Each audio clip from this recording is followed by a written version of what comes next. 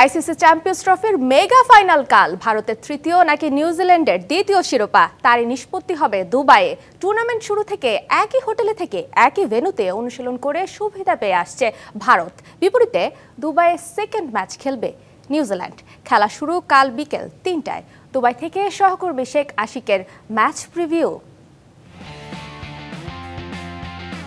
শুরু থেকে শেষ এক ভেন্যুতেই পুরো চ্যাম্পিয়ন্স ট্রফির ফুল প্যাকেজ ভারতের। একমাত্র দল টিম ইন্ডিয়া যাদের পাল্টাতে হয়নি হোটেলও। সুবিধার সুফল দেখা গেছে মাঠেও।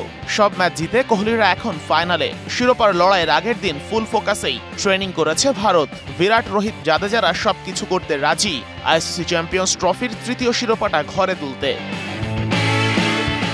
একই গ্রুপের দুই দল উঠেছে ফাইনালে। গ্রুপ পর্বে নিউজিল্যান্ডকে ২৫০ রানের টার্গেট দিয়েও হেসে খেলে জিতেছিল ভারত। ওই আত্মবিশ্বাস ঠিকই কাজ করবে ফাইনালেও। ২০১১ সাল থেকে এখন পর্যন্ত আইসিসির সাদা বলের সব টুর্নামেন্টে ৮৬ ম্যাচ খেলে ৭০টাতেই জিতেছে ভারত। সেই আত্মবিশ্বাসও কাজে দেবে টিম ইন্ডিয়ার। সাথে দুবাইয়ে প্রচুর দর্শক সমর্থনও পাবে টিম ইন্ডিয়া।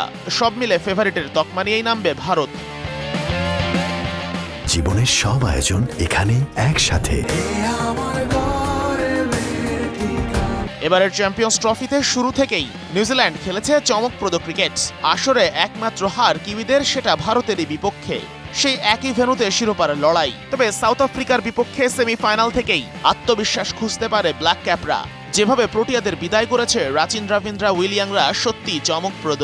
পুরো দলের মধ্যেই একটা অন্যরকম উন্মাদনা আছে ট্রফি জিতে নেয়ার। উইলিয়ামসন, রাচিনদের ফর্ম ভারতের জন্য হুমকি। কন্ডিশনের সাথে কিউইরা কতটুকু মানিয়ে নিতে পারে সেটাই এখন দেখার।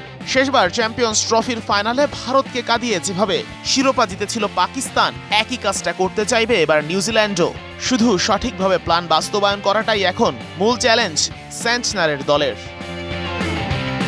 আইসিসি চ্যাম্পিয়ন্স ট্রফির এই ফাইনালটা হতে পারত পাকিস্তানেই, কিন্তু সেমিফাইনালে অস্ট্রেলিয়া ভারতের কাছে হেরে যাওয়ায় কপাল পড়েছে স্বাগতিকদের। তাই আয়োজক হয়েও পাকিস্তানিদের ফাইনাল দেখতে হবে টেলিভিশনে। এদিকে সেকেন্ড সেমিতে নিউজিল্যান্ড সাউথ আফ্রিকাকে যেভাবে হারিয়েছে তাতে চিন্তার ভাঁজ বাড়ছে ভারতীয়দের কপালে। Sheikh Ashiq, DBC news, Dubai, আরব আমিরাত।